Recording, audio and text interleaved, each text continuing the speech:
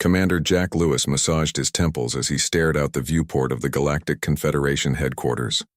The massive space station orbited a neutral star at the galaxy's core, built as a symbol of unity among the stars. From here, he could see ships of hundreds of designs coming and going, each representing one of the 300-plus species that made up the Confederation. But today, that view only brought him frustration. "They did it again," said Lieutenant Samantha Powell, his aide. She was reviewing notes on her datapad.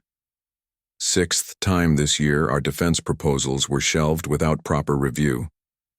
Jack sighed. Of course they did. Humanity had been part of the Galactic Confederation for nearly 2 centuries. In that time, they had contributed major advances in quantum computing, medical science, and weapons technology. Human ships patrolled the most dangerous sectors. Human diplomats settled the most difficult disputes. Human scientists solved problems other species had struggled with for generations, and yet the elder races, the Arcashan, the Veltrex, the Sigani, continued to treat humans like children who had stumbled onto the galactic stage by accident. What was their excuse this time? Jack asked. Ambassador Dreth said our shield modifications were interesting but premature, and suggested we needed another century of space experience before making such bold proposals, Samantha replied, her voice tight with controlled anger. Premature, Jack repeated. Our shields are already 30% more efficient than standard Confederation designs. Yes, sir. I have the test data right here. Jack looked at the massive central chamber where representatives from hundreds of worlds gathered. The giant aliens called Kurax, the crystalline Velinar, the gaseous cloud beings of Nebula Prime, all different, all supposedly equal, but some were more equal than others. Sir, Samantha said suddenly, Admiral Wright is calling an emergency session. All human representatives are to gather in the Earth Embassy in 1 hour. Jack raised an eyebrow. Did she say why? No, sir, but the priority code is Omega-9. Jack felt his heart skip a beat. Omega-9 was reserved for existential threats to humanity. Let's go. The Earth Embassy was packed when they arrived. Over 200 human representatives from various Confederation committees, military branches, and scientific collaborations filled the secure meeting room. Jack spotted Admiral Diana Wright at the front, her face grim. Thank you all for coming. On short notice, the Admiral began once everyone was seated. 3 weeks ago, our Deep Space Intelligence Network detected unusual activity beyond the galactic rim. Analysis confirms it's the Void Collective, just as we predicted 5 years. A murmur ran through the crowd. The Void Collective was a mysterious group that human intelligence had been tracking for years, a potential threat from outside the galaxy itself. We've shared this intelligence with the Confederation Security Council 6 times, Diana continued. Each time our reports were dismissed as human paranoia or insufficient evidence.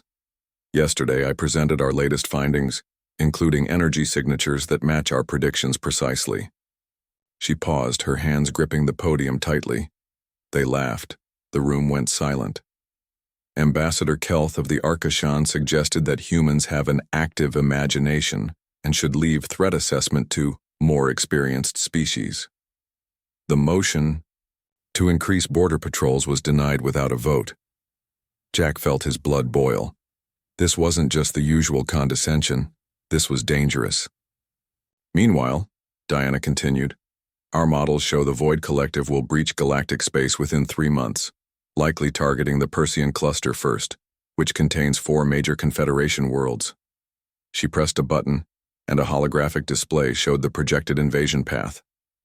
We've done everything by the book. We've followed every protocol. We've been patient, diplomatic, and respectful, Diana said. And in return, we've been ignored, patronized, and dismissed. I believe the time for patience is over. Ambassador. Frank Miller stood up. The senior diplomat had represented Earth for over 30 years. What are you suggesting, Admiral? I'm suggesting we invoke Article 37B of the Confederation Charter. Gasps filled the room. Article 37B was the formal withdrawal clause. No major species had ever invoked it in the Confederation's 1,000-year history. You're suggesting we leave the Confederation? Someone asked. I'm suggesting we put it to a vote, Diana replied. We've given the Confederation our technology, our soldiers, our brightest minds. And in return, they ignore warnings that could save billions of lives. At what point do we stop enabling their arrogance? Jack found himself nodding. For years, he'd swallowed his pride, accepted the backhanded compliments about how impressively adaptable humans were, as if they were clever pets rather than equals. The debate lasted for hours. Some argued for giving the Confederation one more chance. Others wanted to stay and fight from within the system. But as more representatives shared stories of being undermined and dismissed, the mood shifted. Dr. Alan Garcia, a leading xenobiologist, spoke about having his research stolen by Arcashan scientists who then claimed his discoveries as their own. Captain Olivia Martinez described how her tactical innovations saved a Confederation fleet, only to have the official report credit standard procedures for the victory. By the end, the vote wasn't even close. 197 in favor of withdrawal, 12 against, or abstentions. Ambassador Miller looked solemn as he accepted the result. I'll deliver our notice first thing tomorrow. The charter requires 90 days' notice before withdrawal becomes final. And then what? Asked a young scientist near the back. And then, said Admiral Wright, we take care of ourselves, since no one else will. The Galactic Council chamber fell, silent as Ambassador Frank Miller approached the central podium the next morning. It was unusual for a human to request speaking time during a full session. Esteemed representatives of the Galactic Confederation, Frank began, his voice steady. For 197 years, humanity has been proud to stand among the stars as members of this august body. The various aliens watched with mild interest. Human speeches tended to be emotional but ultimately inconsequential. We have shared our discoveries, bled alongside your soldiers and worked tirelessly toward the common good, Frank continued. However, it has become clear that despite our contributions, humanity's voice remains unheard on matters of critical importance. Ambassador Dreth of the Arcashan, one of the eldest races, made a dismissive gesture with one of his four hands. If this is about your speculative threat assessment, Ambassador Miller, the Council has already— This is about much more than one ignored warning, Ambassador, Frank interrupted, something rarely done in Council proceedings. This is about a pattern spanning decades. He held up a data crystal. As of this moment, in accordance with Article 37B of the Confederation Charter, Earth and all human colonies hereby give formal notice of withdrawal from the Galactic Confederation, effective 90 standard days from now. A moment of stunned silence was followed by murmurs and then laughter from several delegations. The Veltrex representative waved a tentacle dismissively. Humans and their dramatic gestures. This is the third withdrawal threat I've witnessed in my lifetime. Not a threat, Frank corrected. A notice. The decision has been made. Council Chair Lethnar, a towering insectoid, clicked his mandibles in what passed for amusement. Ambassador Miller, perhaps your species should take some time to reconsider this hasty action. The Confederation has stood for over 1,000 years. No major species has ever withdrawn. Then we will be the first, Frank said simply, placing the data crystal in the official repository. The countdown begins now. As he walked away from the podium, Ambassador Dreth called after him. This tantrum will accomplish nothing, human. When you return with your pride soothed, we will welcome you back, assuming your application meets our standards. Frank didn't turn around. The laughter that followed him out of the chamber didn't bother him as much as it once would have, in the corridor. He met Jack and Samantha waiting. It's done, he said. Begin withdrawal procedures immediately. Jack nodded. I've already contacted Earth. Operation Clean Break is commencing as we speak. As they walked toward the human sector of the station, Samantha glanced back at the council chamber. They're still laughing. They won't be for long, Frank replied. After all these years, they still don't understand humans at all. Behind them, the countdown had begun, though the Confederation was far too busy chuckling at human emotionality to notice the approaching doom, both from beyond the galaxy's edge and from within their very ranks. 2 weeks after the withdrawal notice, Mary Collins stood in her office overlooking the sprawling industrial complex of Terran Technologies on Proxima Station. The massive facility had been the crown jewel of human-alien cooperation for 3 decades, employing over 50,000 beings from 27 different species. Today, she would shut it all down. "Are you sure about this, Ms. Collins?" asked her Veltrex assistant, his tentacles nervously coiling and uncoiling. "The profit projections for next quarter are excellent," Mary nodded. "I'm sure, Zilth. The decision comes directly from Earth Central." She pressed her palm against the scanner on her desk, and throughout the facility, notifications appeared on every screen. The message was simple. Terran Technologies would cease operations in Confederation space within 30 days. All non-human employees would receive generous severance packages. All facilities would be dismantled or sold. "But why?" Zilth asked, his voice modulator struggling to convey his shock. Mary looked at him with genuine sadness. "Because some warnings should have been heeded." Across Confederation space, similar scenes played out in hundreds of locations. Human businesses closed. Human diplomats packed their offices. Human scientists downloaded their research and deleted it from shared databases. At the prestigious Galactic Science Academy, Dr. Alan Garcia was removing the last of his samples from the xenobiology lab. "This is madness, Alan," said Professor Creel, his Arcushian colleague. "Your work on cross-species viral adaptation is vital. You can't just take it and leave." Alan carefully placed a container of microscopic specimens into his secure transport case.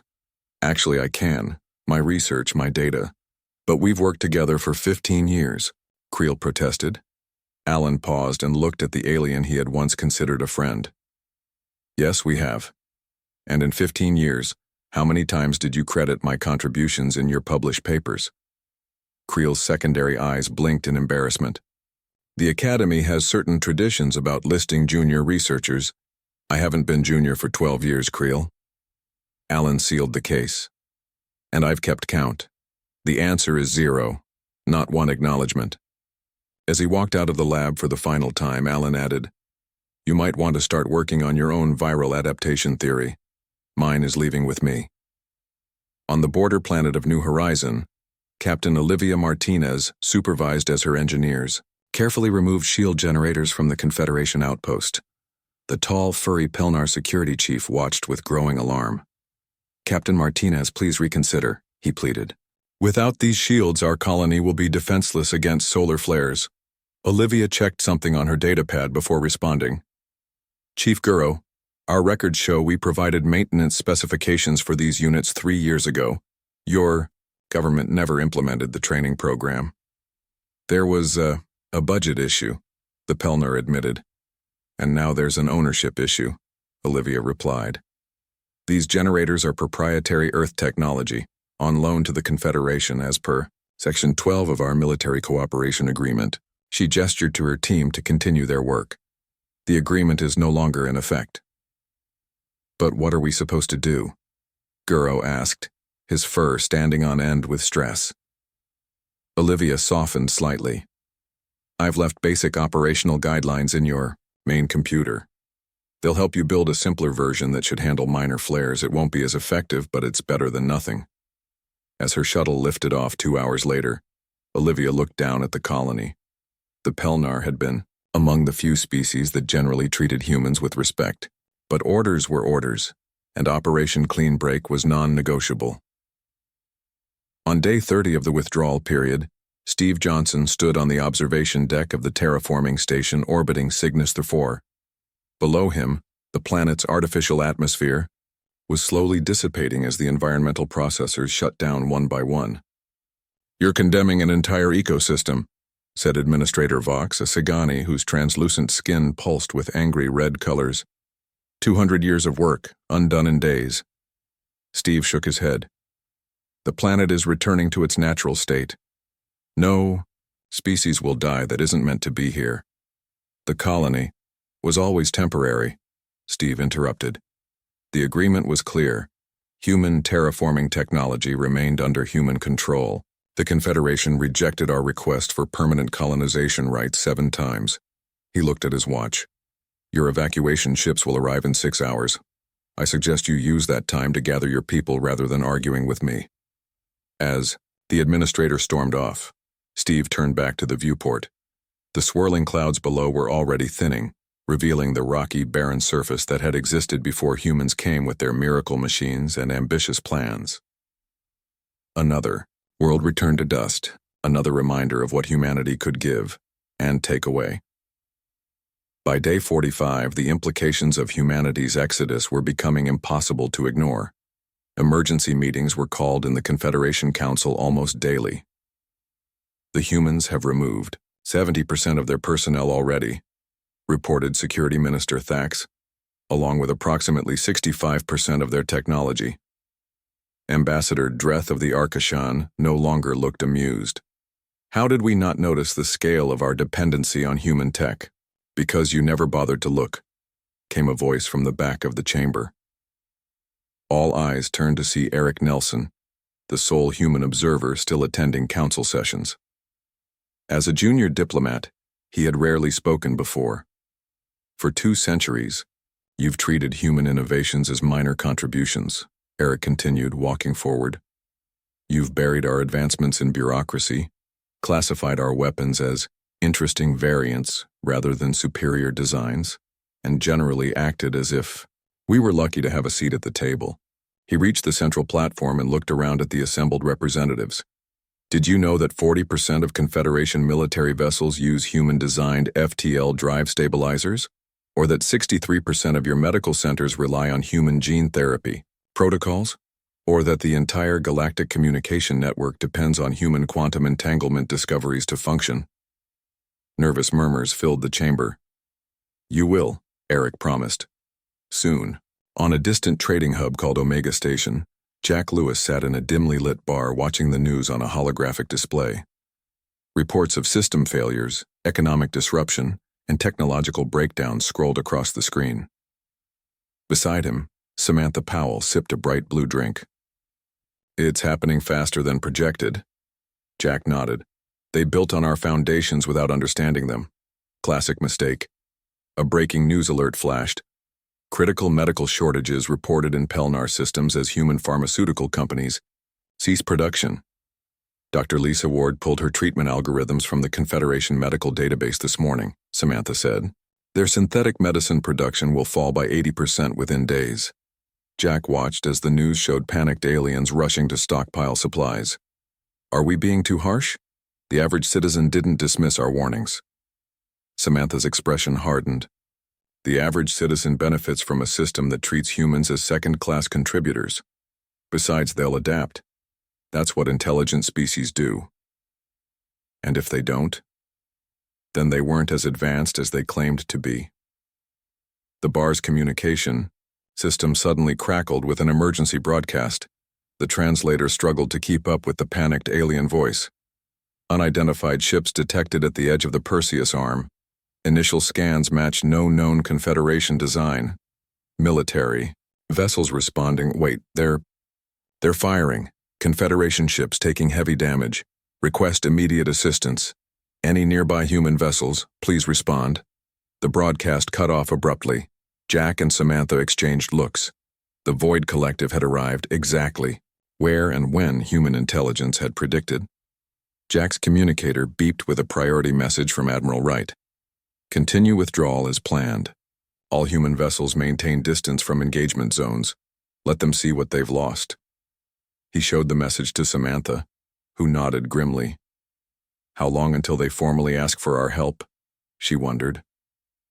Jack took a long drink and sat down, his glass. Not long, but it'll feel like forever to them. Outside the bar's viewport, he could see a human transport ship detaching from the station, filled with the last human residents of this sector. The exodus continued, methodical and unstoppable, while across the galaxy, the consequences were only beginning to unfold. The Confederation had dismissed humanity's warnings. Now they would face the void alone. By day 60 of the withdrawal period, the Galactic Confederation was beginning to unravel. On the Pelnar homeworld, Governor Trill stared in horror at the Environmental Control Center's main display. The atmospheric processors were failing one by one, their efficiency dropping by the hour. Without them, the delicate balance of gases that allowed the avian Pelner to breathe comfortably would soon be disrupted. "Have you reached the human engineer?" he asked his assistant. "We've sent 17 messages to Kevin Baker," the assistant replied. "He designed these processors specifically for our atmosphere, but he's not responding." Governor Trill's feathers ruffled in distress. "Offer him double the usual consulting fee." "We already offered 5 times his fee." "Then offer him a permanent seat on the Planetary Council. Offer him anything." The assistant's voice dropped. "Sir, the last automated response we received stated that Mr. Baker has entered Earth space and is not accepting Confederation contracts under Operation Clean Break protocols." Governor Trill collapsed into his seat. His world had 43 days of stable atmosphere left. After that, millions would suffer from breathing difficulties until new processors could be designed and built, a process that could take years without human expertise. "Begin evacuation planning," he said quietly. "Priority to the young and the breeding pairs." In the Orion sector, the Confederation patrol vessel Righteous Guardian drifted helplessly, its engines dark. Captain Zelb, a veteran of 30 years, watched as the pirate ships closed in. "Status of the backup power systems?" he demanded. His engineer, a squat greel with 8 eyes that all looked worried, shook his head. "The human-designed power couplings are offline. Without their proprietary maintenance protocols, I can't restart them." "Then use the standard Confederation systems." "Sir, the standard systems were replaced 5 years ago. The human designs were 40% more efficient." Captain Zelb slammed his fist on the control panel. "Contact the nearest Confederation outpost. Request immediate assistance." The communications officer looked up from her station. "Sir, the nearest outpost is 3 light-years away. With the quantum comm network degrading, messages are taking hours instead of seconds." Outside the viewport, the pirate vessels, crude but fully functional, took up attack positions. "They know," Zelb realized. "They know we're weakened without human support." According to Confederation Security Council reports, piracy had increased by 300% in just the past 30 days. The pirates, mostly species that had never joined the Confederation, had somehow learned exactly when and where to strike, as if they had inside information about the withdrawal, as if they knew exactly which systems would fail first. On the medical station orbiting Saigani Prime, Dr. Krill was reaching the limits of his patience. "Run the algorithm again," he ordered his medical team. "We've run it 16 times, his assistant replied. "The human patterns are missing." Dr. Lisa Ward's disease treatment algorithms have been completely removed from the system. Dr. Krill stared at the patient on the biobed, a child suffering from a disease that until 2 weeks ago had been easily curable. The treatment had always relied on human-developed algorithms to identify the specific genetic sequences to target. Without those algorithms, they were guessing and failing. "The child's organ function is declining," a nurse reported. "We need to make a decision." Dr. Krill had never felt so helpless in his 200-year career. For decades, human medical advances had made his job easier. Their strange, intuitive leaps in understanding disease had saved billions of lives across the Confederation, and now they were gone. "Contact Earth Medical Authority," he ordered. "Tell them it's a child. Tell them we'll pay anything." His assistant looked grim. "Sir, I've sent 27 requests today alone. The automated response is always the same. All medical support. Services to Confederation species have been suspended under Operation Clean Break." Dr. Krill lowered his head. "Then we do our best with what we have left," he said quietly, "and hope it's enough." In the Galactic Council chambers, the mood had shifted from dismissive to desperate. No one was laughing anymore. "The interstellar economy is collapsing," reported the Commerce Minister, a usually calm Velinar whose crystalline form now pulsed with stress patterns. Human goods made up 27% of all trade. Their sudden absence has created shortages that are driving prices to unsustainable levels. Security Minister Thax added, "Military readiness is at 46% and falling. Without human maintenance crews, many of our advanced systems are failing. Piracy is rampant in the outer sectors." Ambassador Dreth of the Arcatian, who had once laughed at the human withdrawal notice, now looked aged and worn. What of the communication network? Any improvement? Worse, said the technology minister. Patricia Green, the human who designed our quantum entanglement routing protocols, has removed key algorithms. Messages that once took seconds now take hours or days. Some outer colonies are completely cut off. From his observer seat at the back of the chamber, Eric Nelson watched the proceedings with a neutral expression. As the last human diplomat still attending council sessions, he had become the target of increasingly desperate pleas. Ambassador Dreth finally looked directly at him. Mr. Nelson, surely your government sees that this withdrawal hurts everyone, including humans. Many of your colonies depended on Confederation trade. Eric stood up. All human colonies in Confederation space were evacuated by day 52. As for trade, Earth has stockpiled essential resources for decades. We can manage on our own for quite some time. But this is madness, Dreth exclaimed. Over a single ignored warning? It was never about a single warning, Eric replied calmly. It was about 2 centuries of disrespect, dismissal, and outright theft of our innovations. The Void Collective warning was simply the final straw. We're prepared to make amends, another council member called out. Special trading status. Seats on high-level committees, whatever humans want. Eric smiled thinly. Several species have already approached Earth with private offers. I'm afraid public begging comes too late. A commotion at the chamber entrance interrupted the discussion.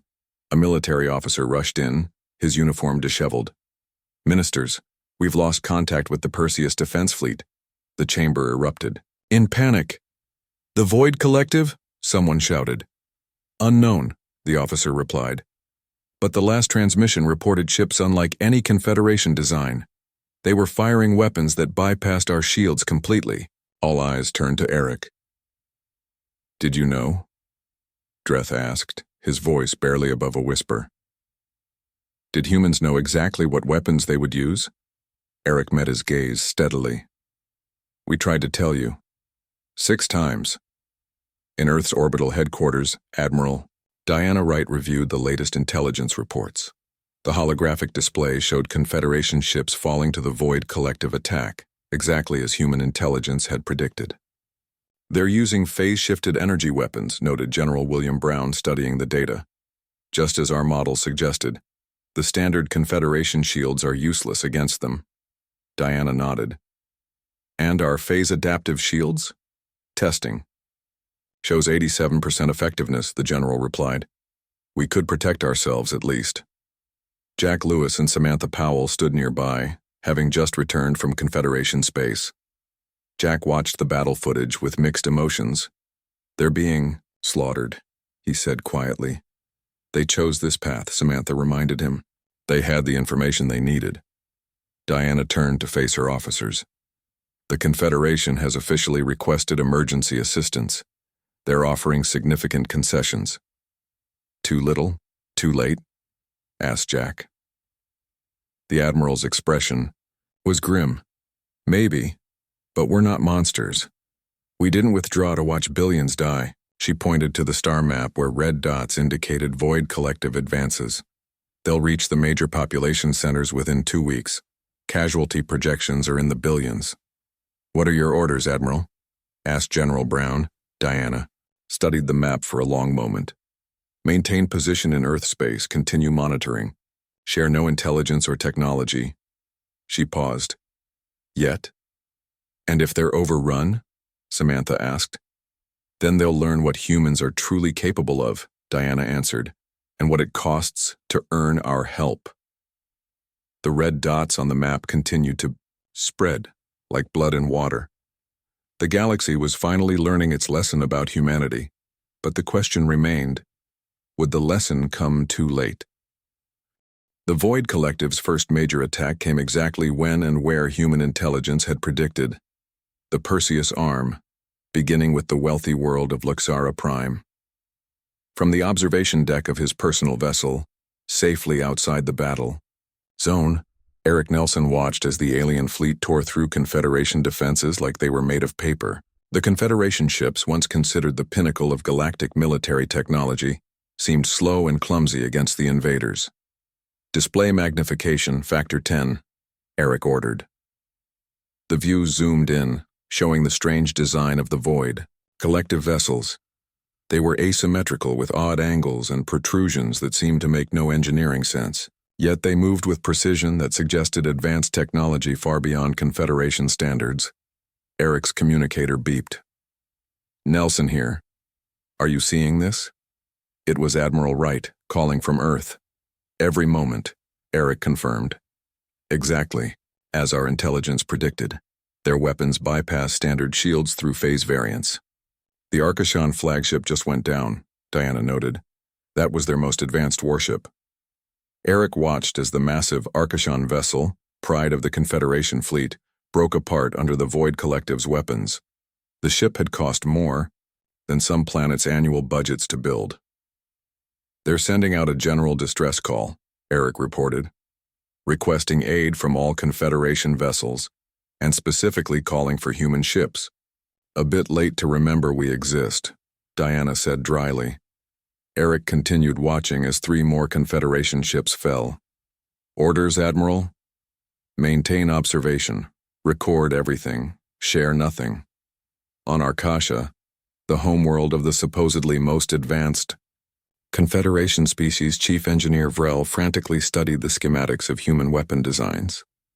There must be something we're missing, he muttered, his 4 hands manipulating different holographic displays simultaneously. The humans built these phase cannons for our joint defense projects. We should be able to replicate them. His assistant looked nervous. The human engineers always handled the quantum alignment personally. They never shared those protocols. Because they didn't trust us, Vrel realized. And we never thought to insist because we assumed our technology was superior. Around him, the best scientific minds of the Arcachon race worked day and night to reverse engineer human weapons.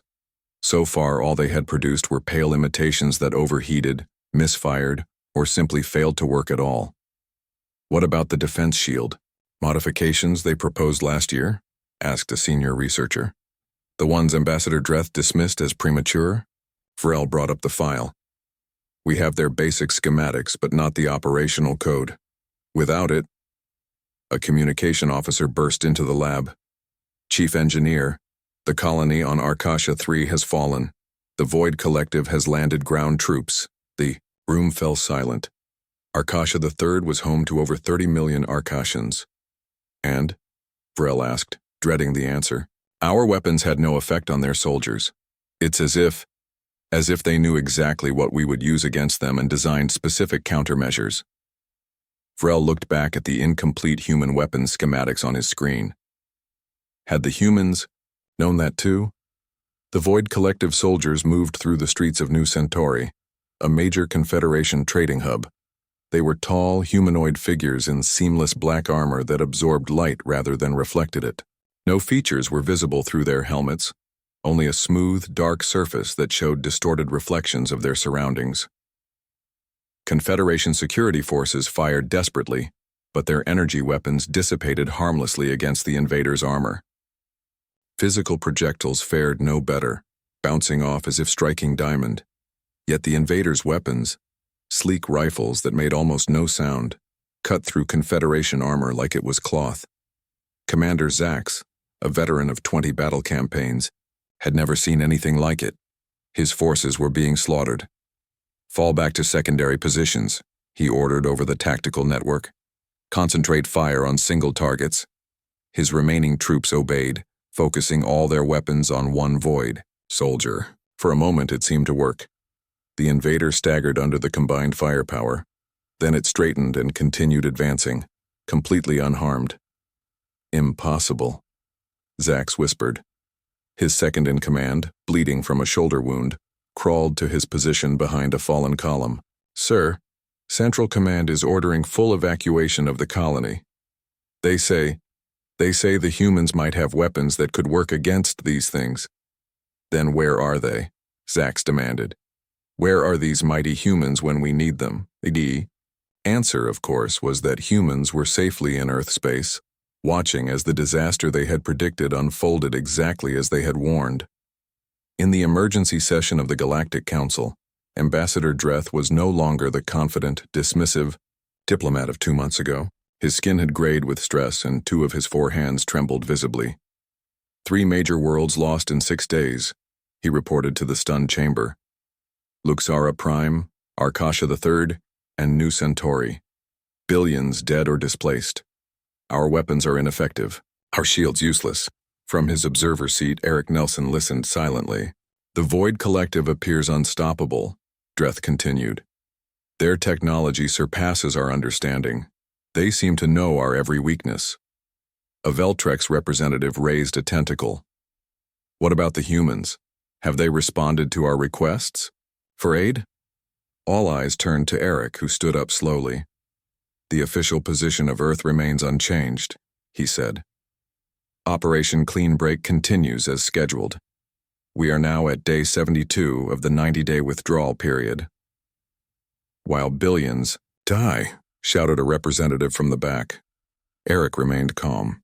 Billions die because the Confederation ignored specific, detailed warnings about this very threat. Warnings that included suggested defensive preparations that might have saved those lives. We made a mistake, Dreth admitted, his voice breaking. Is that what you want to hear? We were wrong. Now please help us. Eric studied the desperate faces around the chamber. I will convey your request to Earth Central, but I should warn you, the price for human intervention has increased considerably since the invasion began. As he turned to leave, Dreth called, after him. What could you possibly want that's worth more than billions of lives? Eric paused at the door. Equal partnership, no more second-class status, no more stealing our innovations while dismissing our concerns. He looked back at the council. In short, we want the respect we've earned. On Earth, a different kind of activity was underway. In a massive underground facility, General William Brown walked between rows of soldiers in advanced combat armor, unlike anything the Confederation had ever seen. Phase sync is complete on all units, reported a technician. The adaptive shields can counter the Void Collective's weapons with 94% efficiency. The general nodded with satisfaction. And our own weapons? The phase-shifting disruptors have been tested against materials similar to their armor. Complete penetration. Every soldier in the facility wore armor that made the Confederation's best look primitive by comparison. Every weapon they carried had been specifically designed to counter the Void Collective's technology. Technology that humanity had been studying in secret for years. In another section of the facility, hundreds of ships were being prepared, equipped, with defensive and offensive systems that no Confederation world had ever glimpsed. Admiral Diana Wright entered the command center, where holographic displays showed the current positions of both Confederation and Void Collective forces. The Council has officially begged for our help, she announced, and offered significant concessions. Enough? Asked the general. Almost, Diana replied. They're desperate, but still hoping to maintain some of their previous authority over us. She studied the tactical display. The Void Collective was advancing, rapidly through Confederation space, encountering minimal effective resistance. At their current pace, they would reach the most populated core worlds within 2 weeks. How long can we wait? The general asked quietly. That depends, Diana said, on how many lives we're willing to sacrifice to secure humanity's future position in the galaxy. She zoomed in on one section of the map, where a small human scout ship was tracking a Void Collective vessel. Lieutenant, Ryan Morris reports their flagship has a structural weakness on its ventral side. His team has identified a potential entry point for a special operations mission. The general raised an eyebrow. Are we authorized to proceed with such a mission? Diana smiled grimly. The President has given me full operational discretion. The question isn't whether we'll save the Confederation, it's how much we'll make them appreciate it. Outside the command center, Earth's defense fleet, larger and more advanced than any Confederation world had suspected, stood ready. Mankind had prepared for this day, knowing that someday the stars would need them far more than they had ever needed the stars. On day 89 of the 90-day withdrawal period, An unprecedented delegation arrived in Earth's solar system. The flagship of the Galactic Council itself, carrying representatives from every major Confederation species, approached Earth with emergency beacons flashing. President Daniel Clark waited in the grand meeting hall of Orbital Station Alpha, Earth's diplomatic headquarters. Beside him stood Admiral Diana Wright, General William Brown, and Vice President Nicole White. They watched through the massive viewport as the alien ship docked. They waited until the last possible moment. Nicole remarked. "Pride dies hard," Daniel replied, "even when survival is at stake." The Confederation delegation entered the hall, led by Ambassador Dreth of the Arcashan. Once proud and dismissive, he now moved with the weariness of someone carrying an unbearable weight. Behind him came representatives of 15 other major species, each showing signs of stress in their own physiological ways. "President Clark," Dreth began, his voice subdued, "on behalf of the Galactic Confederation, I come to formally request Earth's assistance against the Void Collective threat." Daniel nodded but said nothing, waiting. Dreth continued, clearly uncomfortable with the silence. "In the 29 days since the invasion began, we have lost 17 systems. Our military effectiveness is at 12% and falling. Without immediate intervention, the Confederation will collapse within 2 months." Admiral Wright stepped forward, activating a holographic display. "The Void Collective has advanced exactly as our intelligence predicted. Their weapons and defensive capabilities match our analysis precisely." "You knew," said a Veltrex representative, their crystalline body clouded with emotion. "You knew everything about them." "We tried to tell you," General Brown replied, 6 separate times. Vice President White tapped a command, and another hologram appeared, showing human military forces that had been hidden from Confederation knowledge, advanced ships, specialized weapons, and combat units in cutting-edge armor.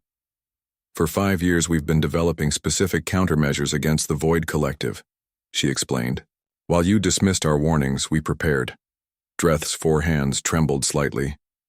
"Then you will help us?" President Clark finally spoke. "On our terms." He outlined the conditions: equal representation on the Galactic Council for Humanity, recognition of human territorial claims, protection for human intellectual property, and, perhaps most importantly, human leadership of the counteroffensive against the Void Collective. "This is unprecedented," Dreth objected weakly. "So is the threat," Daniel countered. "And so was the level of disrespect shown to my people for 2 centuries. After a brief consultation, the Confederation representatives had no choice but to agree. A new galactic charter was drafted on the spot, with humanity elevated from its previous secondary status. 3 days later, the first human battle group engaged the Void Collective at the Rigel system. Lieutenant Ryan Morris led a special operations team against the enemy flagship, targeting the vulnerability human scouts had identified weeks earlier. In the command center on Earth, President Clark and his advisors watched the battle unfold. "Our phase-adaptive shields are holding," reported General Brown. "Their weapons can't penetrate." On the tactical display, human forces moved with precision that shocked the observing Confederation officers. The battle was not even close. Where Confederation ships had been swatted aside like insects, human vessels struck with devastating effectiveness. Lieutenant Morris's team successfully breached the enemy flagship's vulnerable point, planting devices that disabled its main systems. Within hours, the Void Collective forces at Rigel were in full retreat. "It worked," Admiral Wright said, almost in disbelief. "Everything we predicted, everything we prepared for, it all worked." Similar reports came in from other battle zones. The human counteroffensive was pushing back the invaders on all fronts. The same enemy that had seemed unstoppable against the Confederation was now being systematically dismantled by human forces. In the observation room, Ambassador Dreth watched with a mixture of relief and shame. "How?" he asked a human officer. "How did you know exactly how to fight them when we couldn't even touch them?" "We think differently," the officer replied simply. The unpredictability you mocked is our greatest strength. As news of the victories spread throughout the galaxy, a new understanding dawned. Humanity wasn't just another member of the galactic community, they were its essential guardians. The species the Confederation had dismissed as emotional, unpredictable, and juvenile had become its saviors. The galaxy had learned its lesson: underestimate humans at your peril.